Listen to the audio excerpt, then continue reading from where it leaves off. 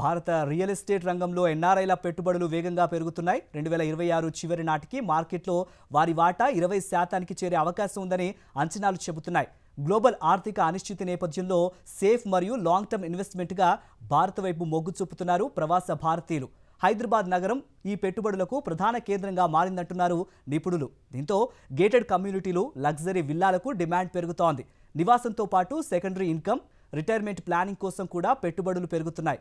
రాబోయే రోజుల్లో ఈ ట్రెండ్ మరింత వేగం పుంజుకునే అవకాశం ఉంది. విదేశాల నుంచి స్వదేశానికి తిరిగి వస్తున్న ప్రవాస భారతీయుల పెట్టుబడి ధోరణుల్లో గణనీయమైన మార్పులు కనిపిస్తున్నాయి. ఒకప్పుడు కేవలం సేవింగ్స్, ఫిక్స్డ్ డిపాజిట్లపై ఆధారపడిన ఎన్ఆర్ఐలు ఇప్పుడు దీర్ఘకాల లాభాలను దృష్టిలో పెట్టుకుని విభిన్న రంగాలపై దృష్టి సారిస్తున్నారు. ప్రస్తుతం ముఖ్యంగా స్థిరాస్తి రంగం ఎన్ఆర్ఐల మొదటి ఎంపికగా మారింది. తాజా సర్వే ప్రకారం సుమారు 60% మంది ఎన్ఆర్ఐలు హైదరాబాద్, బెంగళూరు వంటి నగరాల్లో రియల్ ఎస్టేట్ పెట్టుబడులకు ఆసక్తి చూపుతున్నారు. ముఖ్యంగా హైదరాబాద్ నగరం మెరుగైన మౌలిక వసతులు, ఐటీ రంగ అభివృద్ధి, తక్కువ ధరల్లో మంచి ప్రాపర్టీలు లభించడం వంటి కారణాలతో అగ్రస్థానంలో నిలిచింది.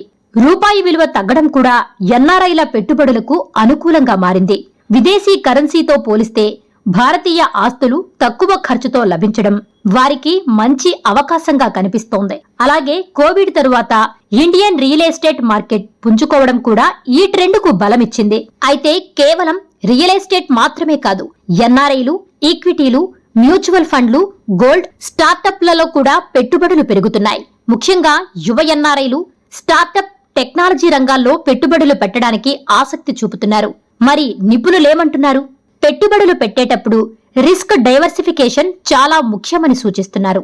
అంటే మొత్తం డబ్బును ఒకే రంగంలో కాకుండా రియల్ ఎస్టేట్ తో పాటు ఈక్విటీలు, మ్యూచువల్ ఫండ్లు, బంగారం వంటి విభిన్న రంగాల్లో పెట్టుబడులు పెట్టడం ఉత్తమమని చెబుతున్నారు. ముఖ్యంగా స్వదేశానికి తిరిగి రావాలనుకుంటున్న ఎన్ఆర్ఐలు తమ భవిష్యత్తు అవసరాలను దృష్టిలో పెట్టుకుని ప్లాన్ చేసుకోవాలి. నివాసం, రెంటల్ ఇన్కమ్, రిటైర్మెంట్ భద్రత వంటి అంశాలన్నింటినీ పరిగణలోకి తీసుకుని నిర్ణయం తీసుకోవాలి.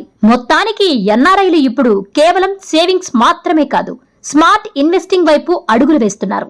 సరైన ప్రణాళికతో పెట్టుబడులు పెడితే స్వదేశంలోనే బలమైన ఆర్థిక భవిష్యత్తును నిర్మించుకోవచ్చు.